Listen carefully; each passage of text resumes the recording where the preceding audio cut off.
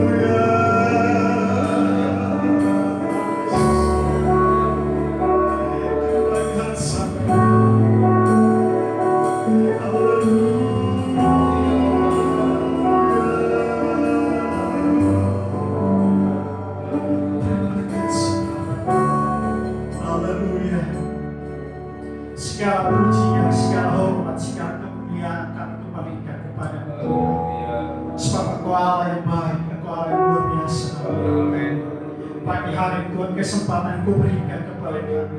Kami ada dalam baik-Mu, kami ada dalam hadirat-Mu. Baik yang ada di tempat ini, baik yang ada di rumah masing-masing.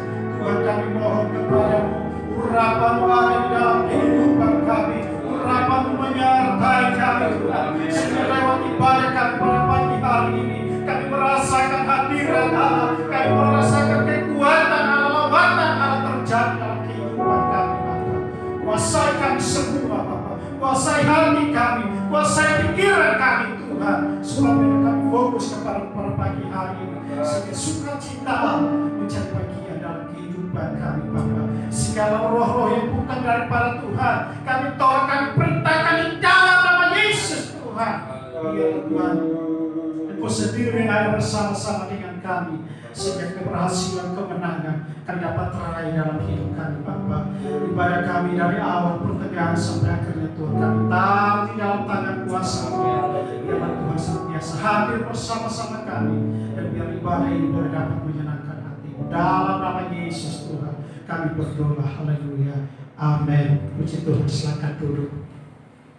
Ambil Pantekosta kukunya, kubiarkan dia menyanyi. Haleluya.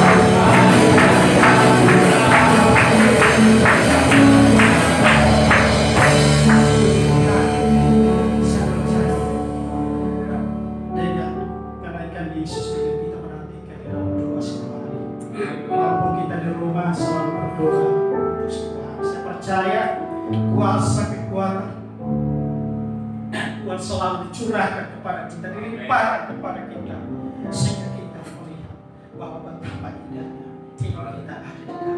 Puji Tuhan, saya ajak kita berdiri untuk kita tetap lakukan pujian ini. Amin. Pentekosta dunia. Amin.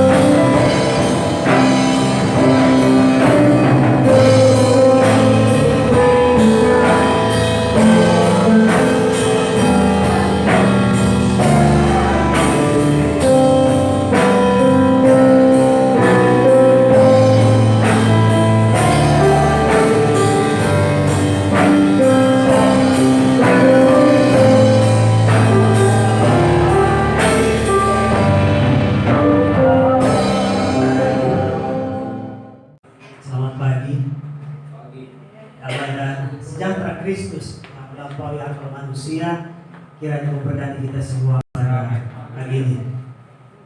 Dan juga buat saudara-saudara kita yang ada di rumah yang menyaksikan secara live, kita percaya bahwa lawatan Tuhan bukan hanya terjadi di sini, tapi di mana dan kapan saja, mana kita berada, Roh Tuhan melawat kita. Baik, masih dalam suasana kenaikan Tuhan Yesus dan menantikan Roh Kudus. Mari kita buka Alkitab kita, Kisah Para Rasul pasal yang pertama, ayatnya yang ke-6 sampai ayatnya ke-11. Kisah Rasul pasal yang pertama 6 sampai ayatnya yang ke-11. Maka bertanyalah mereka yang berkumpul di situ, Tuhan, maukah Engkau pada masa ini memulihkan kerajaan bagi Israel? Jawabnya, Engkau tidak perlu mengetahui masa dan waktu yang ditetapkan Bapa sendiri menurut kuasanya. Tetapi kamu akan menerima kuasa kalau Roh Kudus turun ke atas kamu, dan kamu akan menjadi saksiku di Yerusalem dan di seluruh Yudea dan di Samaria dan sampai ke ujung bumi. Sesudah ia mengatakan demikian, terangkaplah ia disaksikan oleh mereka, dan awan menutupnya dari pandangan mereka. Ketika mereka sedang menatap ke langit, waktu ia naik itu, tiba-tiba berdirilah 2 orang yang berpakaian putih dekat mereka dan berkata kepada mereka, "Hai orang-orang Galilea, mengapakah kamu berdiri melihat ke langit? Yesus ini yang terangkat ke sorga meninggalkan kamu akan datang kembali dengan cara yang sama seperti kamu melihat dia naik ke sorga." Puji Tuhan. Kenaikan Yesus ke sorga dan relevansinya bagi kita. Yesus naik ke sorga, apa kaitannya dengan kita orang percaya? Apa kaitannya dengan dunia? Apa kaitannya dengan kita yang hidup sekarang? Yesus naik ke sorga. Sebelum dia naik ke sorga, dia sampaikan pesan-pesan kepada murid-muridnya. Aku tidak akan meninggalkan kamu yatim piatu. Aku akan memberikan penolong yang lain. Waktu dia katakan demikian, murid-murid belum mengerti. Karena mereka lihat, Yesus masih ada sama-sama kita kok.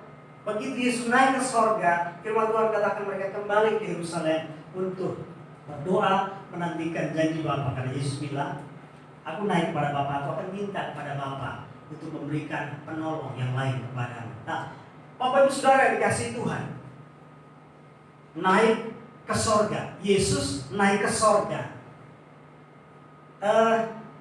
Kota Yerusalem kenapa jadi dan jadi pusat 3 agama besar di dunia, Yahudi, Kristen dan Katolik serta Islam? Karena orang Yahudi tahu bahwa Mesias itu akan datang di Yerusalem. Orang Kristen dan orang Katolik percaya bahwa Yesus itu naik ke sorga dari Yerusalem. Orang Kristen percaya dan orang Katolik juga percaya bahwa Yesus naik dari Bukit Zaitun. Kalau saudara ke sana, ada sebuah gereja yang bentuknya bulat. Di lantainya itu ada tapak kaki, bekas tapak kaki Yesus. Tadinya gereja itu nggak ada atap, terbuka ke langit. Tapi ketika perang salib lalu Muslim menguasai Yerusalem, kota Yerusalem, lalu dibuat atap gereja itu. Lalu dibuatkanlah kiblat, tempat orang sholat, orang sembahyang, arahnya, kiblatnya.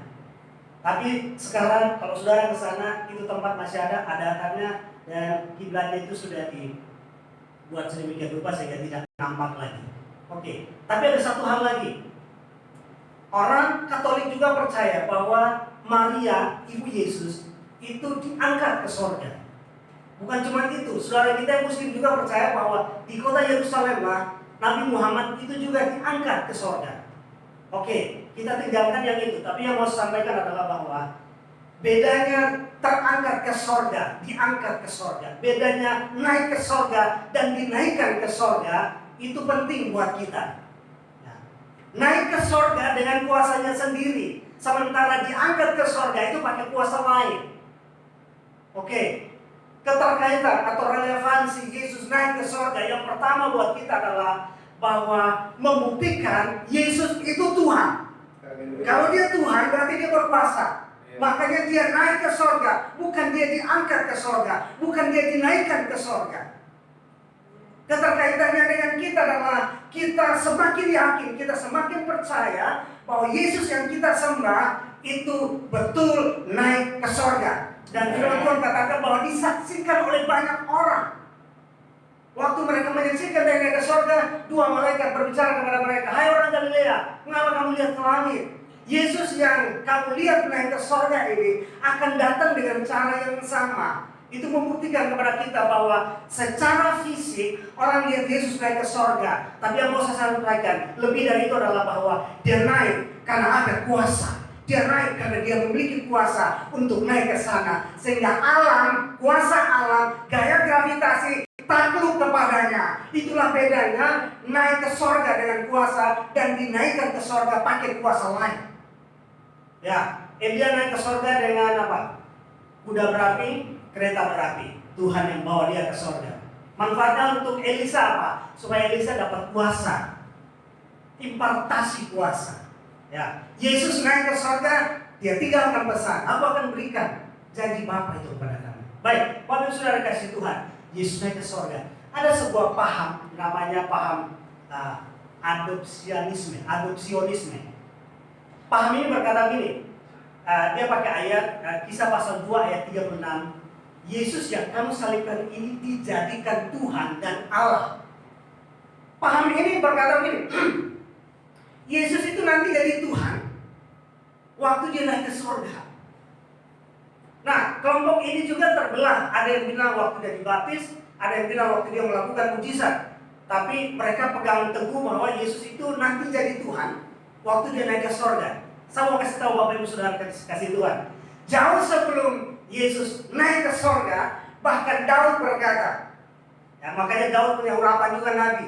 Dia bernubuat bahwa dia naik ke surga, duduk di sebelah kanan, ya Tuanku, ya. Itu Paulus sampaikan juga di dalam Korintus, dan Petrus juga sampaikan dalam Kisah Para Rasul. Oke.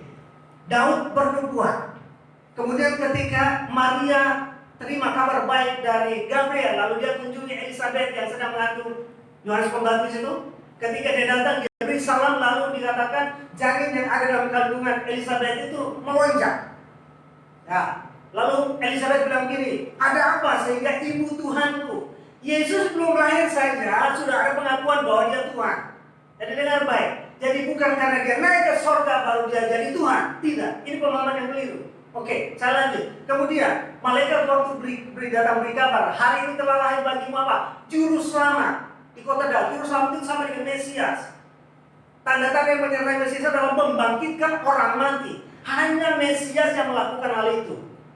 Kabar baiknya bagi kita saudara dan istri Tuhan, bahwa Yesus Tuhan, Yesus Allah, Yesus berkuasa bukan hanya pada saat dia naik, tapi justru ketika dia naik itulah membuktikan bahwa benar dia Tuhan yang berkuasa, tahtanya di sorga, tapi langit, bumi, dan laut segala isinya ada di bawah kuasanya.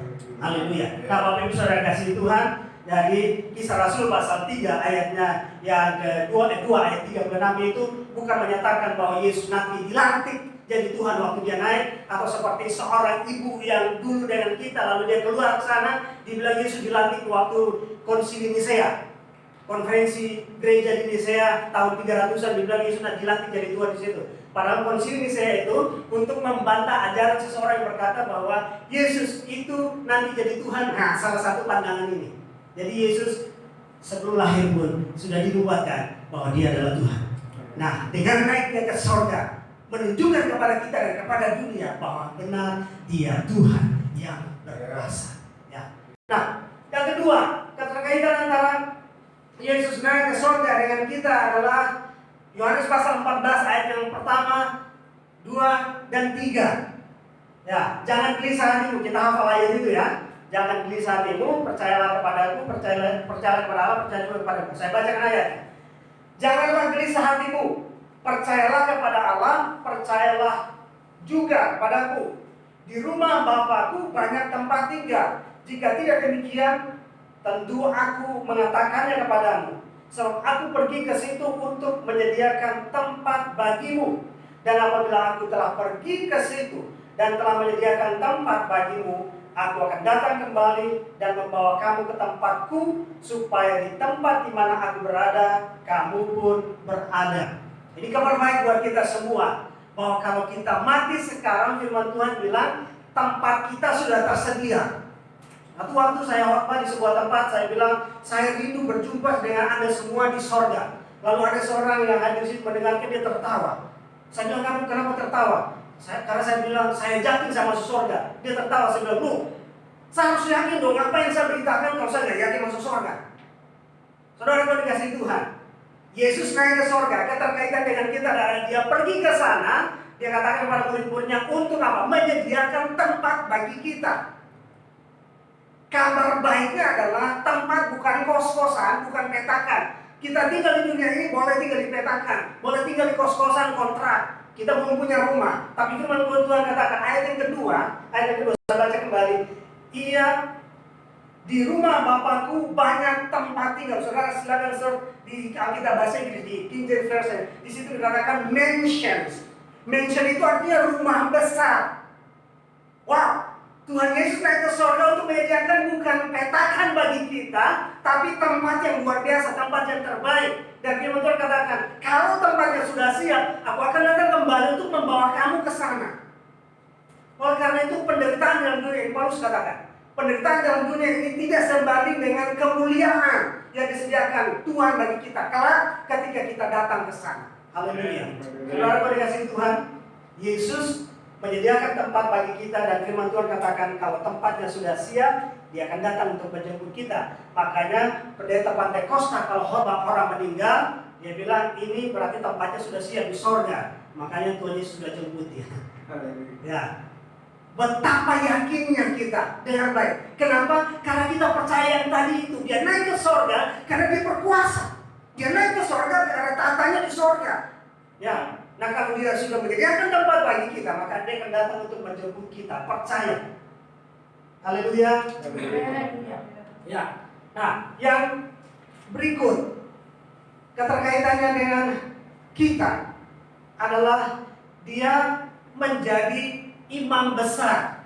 Yang ketiga, relevansinya bagi orang percaya, bagi kita adalah Yesus menjadi pembela, menjadi imam besar, menjadi pendoa syafaat. Kitab Ibrani, penulis Ibrani berkata dalam Ibrani pasal 4 ayat 14 dan 15. Ya, coba kita lihat saja. Ibrani 4 ayat 14 15.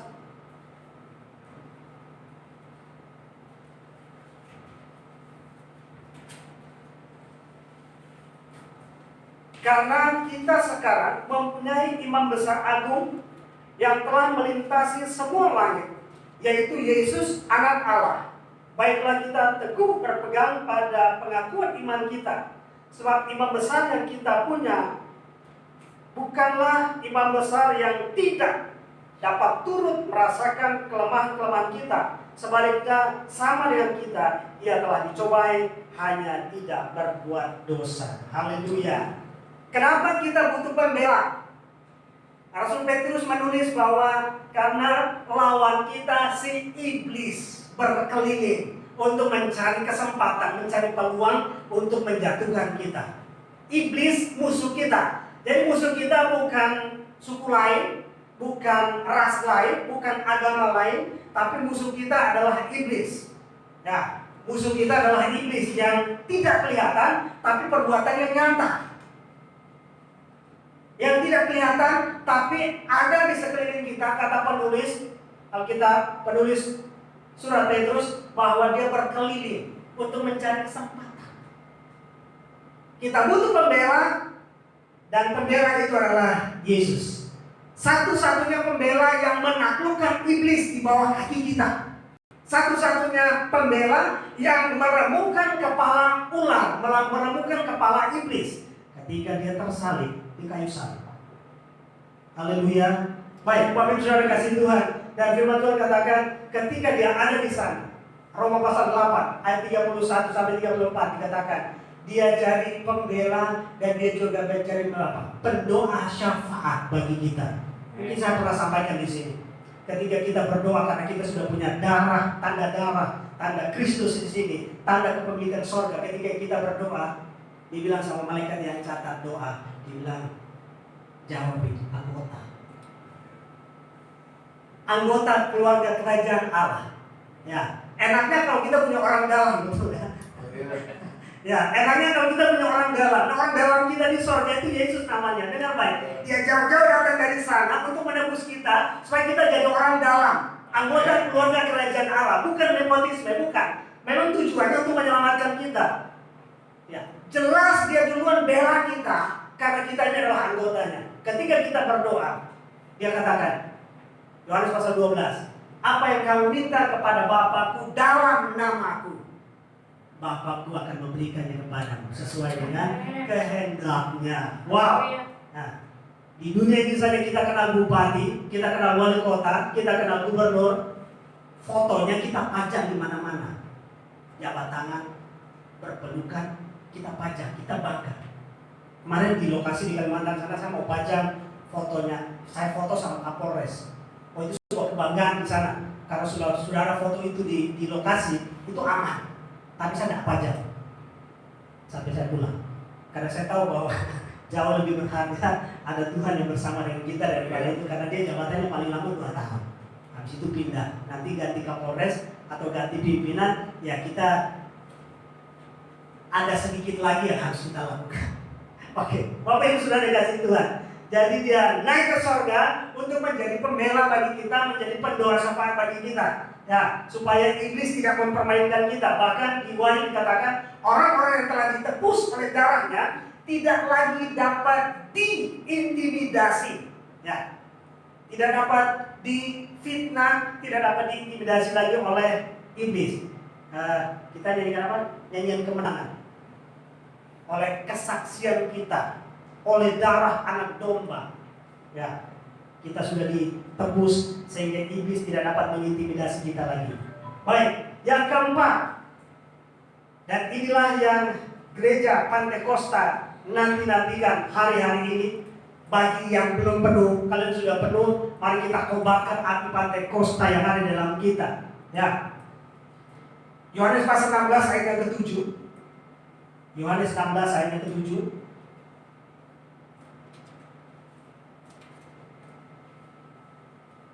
Namun benar yang kukatakan ini kepadamu adalah lebih berguna bagi kamu jika aku pergi.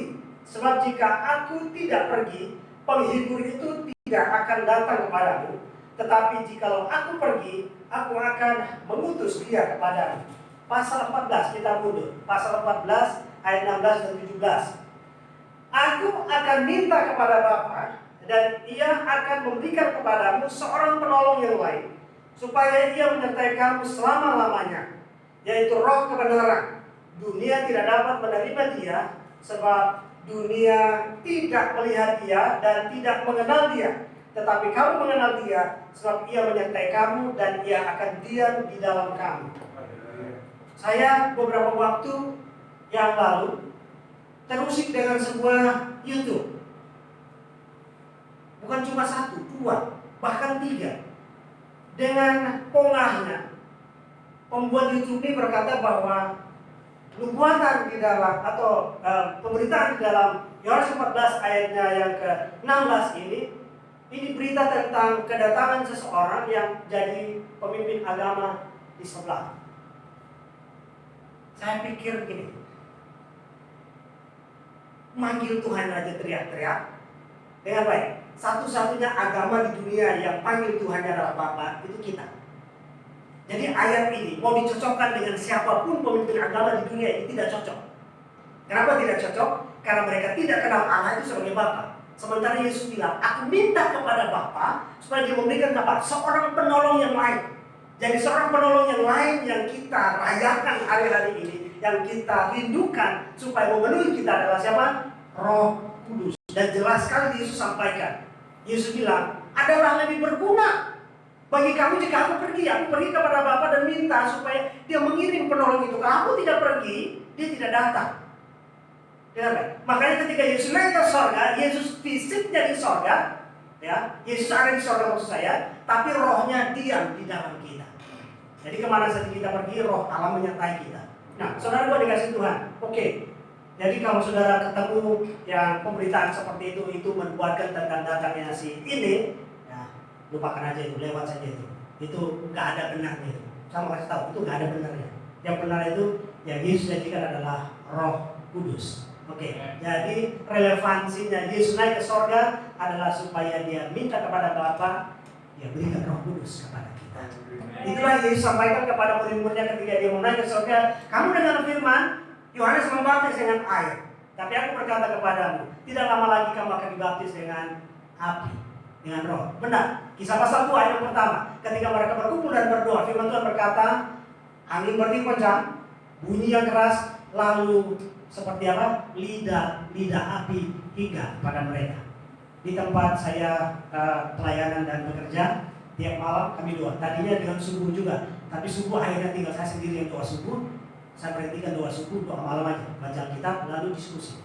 Mereka tanya, kenapa waktu hari Pentakosta ada lidah-lidah api? Sekarang kalau orang penuh Roh Kudus tidak ada lagi nampak lidah-lidah api. Saya bilang itu tanda awal untuk orang dan pencurahan Roh Kudus yang pertama di kamar loteng Yerusalem untuk orang menerima Roh Kudus. Sekarang tidak perlu tanda lagi api itu, tapi adalah bahasa roh. Tanda yang jelas betul katakan orang yang diperlukan Roh Kudus adalah berbahasa roh, berbahasa asing. Oke, saudara kalau ke Israel hari-hari ini, kamar loteng Yerusalem tempat mereka berdoa itulah tempat di mana perjamuan malam terakhir.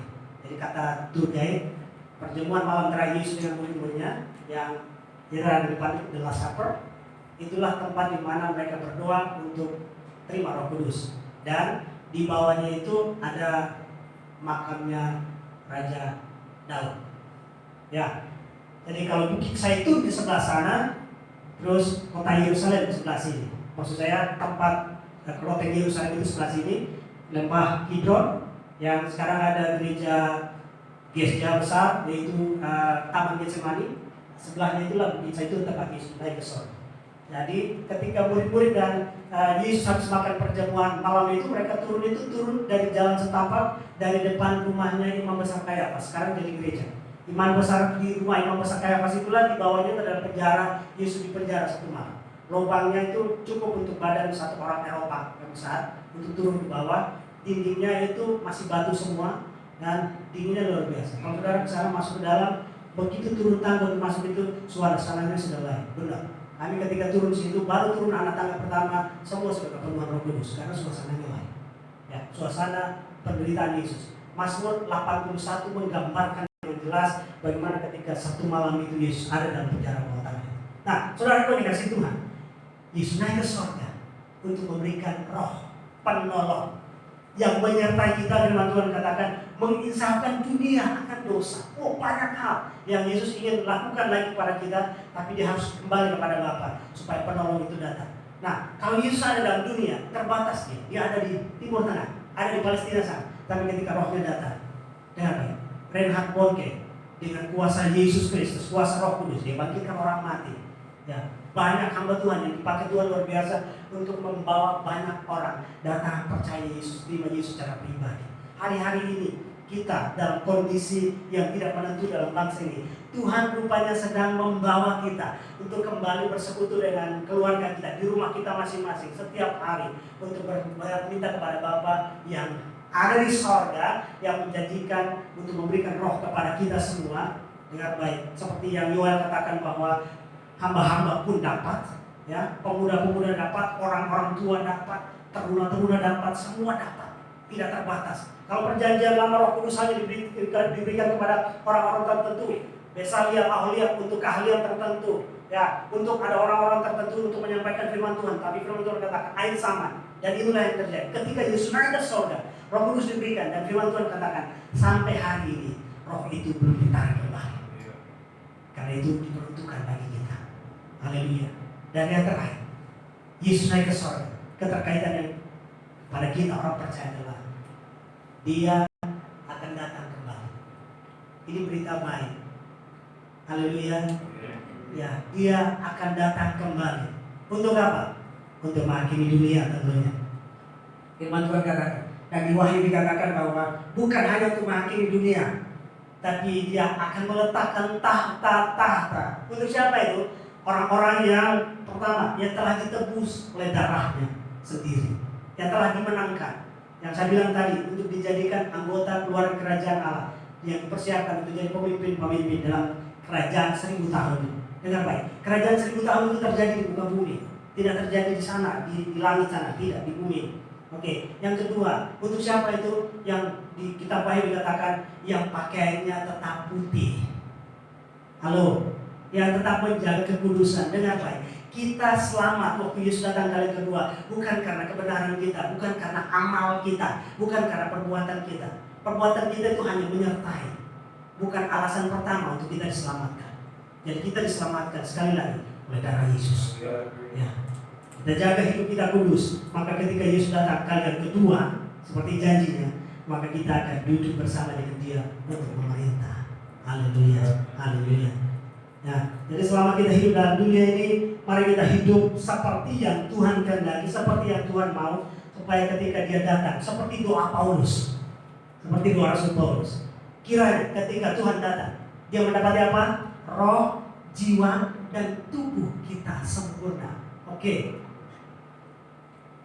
Buang atau lepaskan dosa, buang jauh-jauh. Jangan biarkan dosa menguasai kita, terjajah oleh dosa, tapi biar Roh Kudus menguasai kita. Rasul Paulus katakan kepada jemaat di Galatia, Efesus, jangan mabuk oleh anggur, tapi apa? Penuhlah oleh Roh. Nah, jadi kalau kita penuh oleh Roh, kita dipimpin oleh Roh, roh, jiwa, dan tubuh terpelihara sempurna ketika Ia datang kembali dan Dia berkata, sabarlah hambaku yang setia, mari masuk dalam pesta Tuhan. Haleluya. Ini kira-kira kabar yang indah yang kita dengar, yang kita terima langsung di telinga kita ketika Yesus datang kali kedua. Haleluya. Dan itu akan terjadi. Itu akan terjadi kalau kita hari ini berdoa, Tuhan, Engkau sudah naik ke surga. Kami sudah merayakan berulang-ulang kali.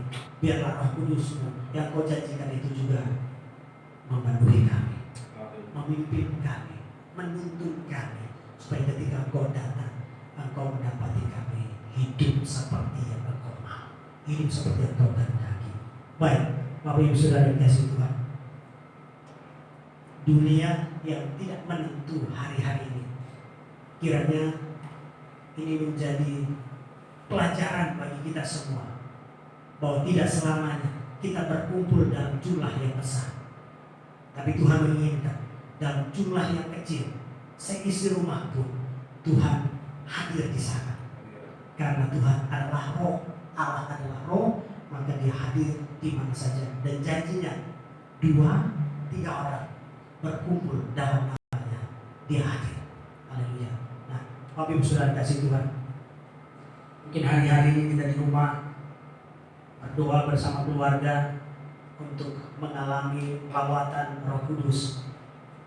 Kabar gembira untuk kita semua adalah di mana dan kapan saja ketika kita membuka hati untuk Tuhan, maka Dia datang untuk memenuhi kita. Di mana dan kapan saja ketika kita merindukan Roh Kudus, maka Dia akan datang untuk memenuhi kita. Yesus sudah naik ke surga, kita sudah merayakan, Dia sudah mengutus Roh Kudus-Nya kepada kita. Mari rindukan Roh Kudus seperti nyanyian kita tadi. Kurindukan Engkau hadir di sini. Kurindukan Engkau nyata di sini, di hidupku, di pekerjaanku, di pelayananku. Sebab dengan hadirnya Roh Kudus dalam diri kita, dalam hidup kita, dalam hati kita, dalam pelayanan kita, dalam apapun yang kita lakukan, maka kita akan hari-hari kesehari akan hidup seperti yang Tuhan kehendaki. Puji Tuhan. Haleluya. Kita dudukkan kepala. Terima kasih.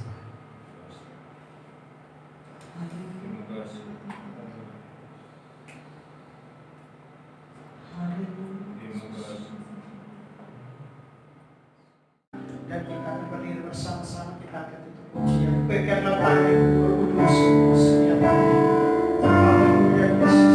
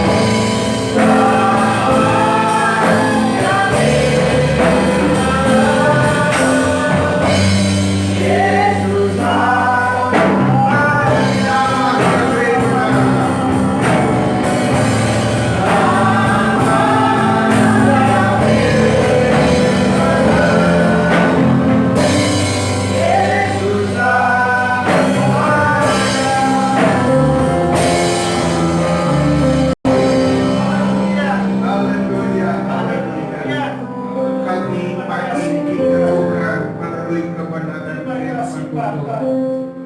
Bahwa nama yang memberi kemenangan bagi kami adalah Yesus Kristus, datang dan menyelamatkan, memberi kemenangan dan menyelamatkan kami. Dan bukan hanya sampai di situ saja, tapi juga yang naik kembali ke surga, bukan dinaikkan, tetapi yang naik kembali ke surga dan menyediakan tempat bagi kami, tempat yang besar, tempat yang indah, dan akan datang menjemput kami. Tuhan, dengan persyaratan harus kami tetap ada dalam kekudusan roh, jiwa, dan tubuh. Untuk kami tetap tinggal di dalam kekudusan roh, jiwa, dan tubuh itu, kami perlu penolong Tuhan. Kami perlu kekuatan, kami perlu kemampuan dari Tuhan, yaitu Roh Kudus.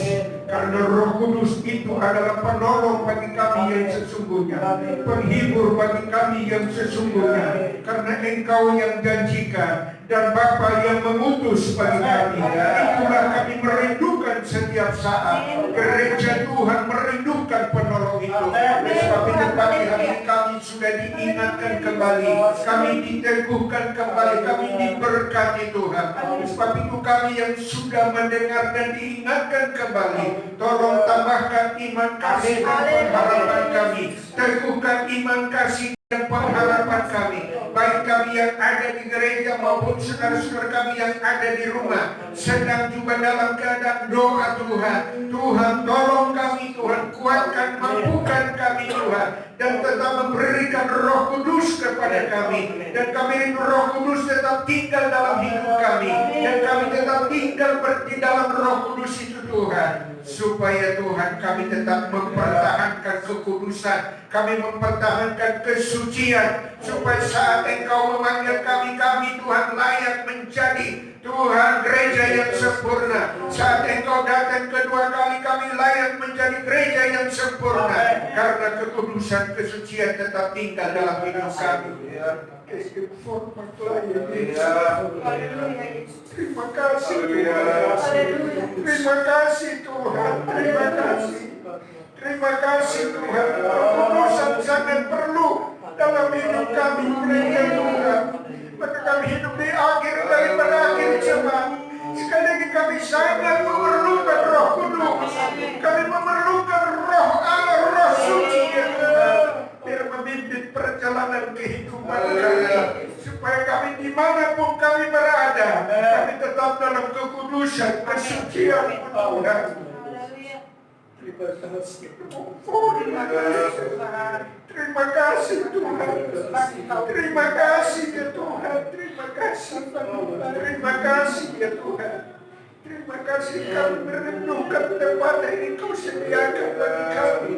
Dan kami juga tetap rindu dalam kekudusan, kesucian.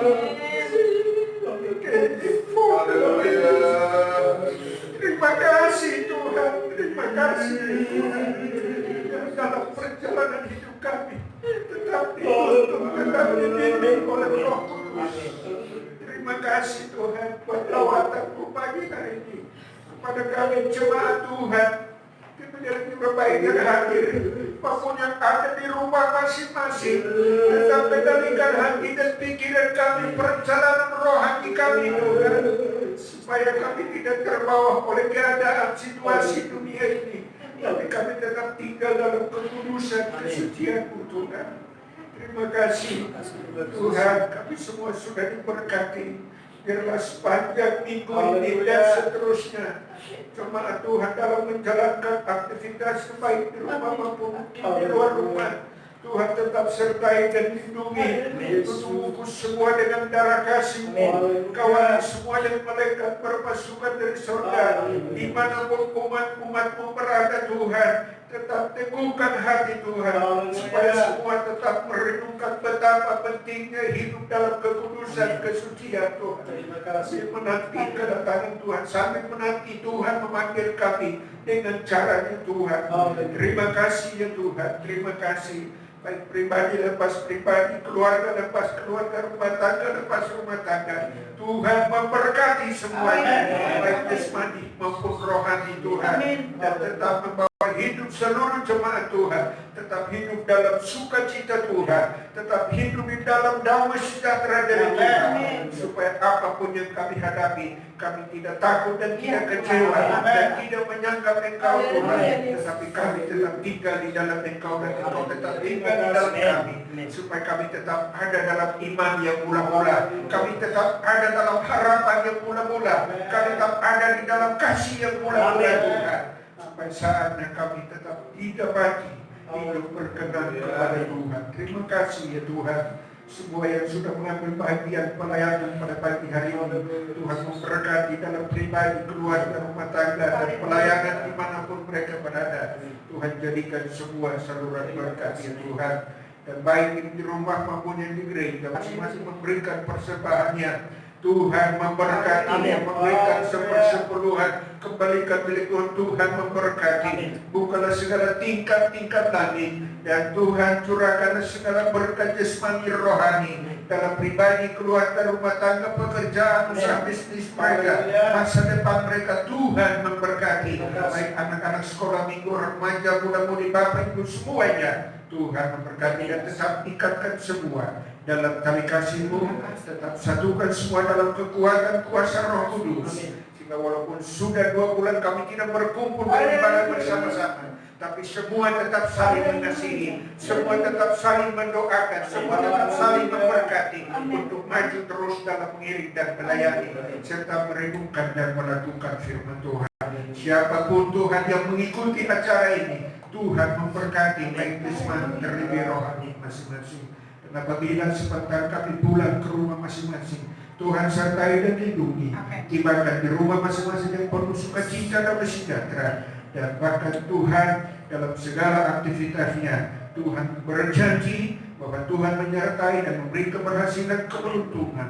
Dan sebab itu saudara-saudara, dalam segala aktivitas kita, kegiatan kita, kemanapun kita pergi dan berada, tak perlu kita takut dan cemas dan khawatir, sebab janji bukan hanya Tuhan berjanji, tapi Dia genapi buat saya dan saudara yang setia merenungkan dan melakukan firman Tuhan.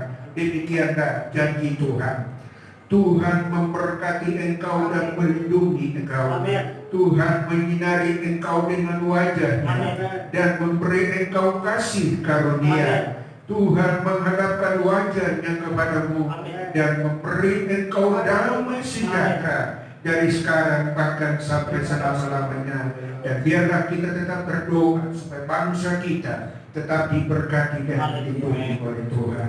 Maka kekasih-kekasihku, marilah kita sama-sama menerima berkat damai sejahtera daripada Bapa di sorga, kecintaan kasih sayang dari Putra-Nya yang tunggal, serta persekutuan penghiburan dalam kuasa Roh Kudus tetap memimpin, menyertai, mempersatukan kita semua dari sekarang bahkan sampai selama-lamanya, yaitu di dalam nama Tuhan Yesus Kristus, Tuhan dan Juru Selamat kami berdoa serta mengucap syukur dan mengakhiri ibadah kami pada pagi hari ini.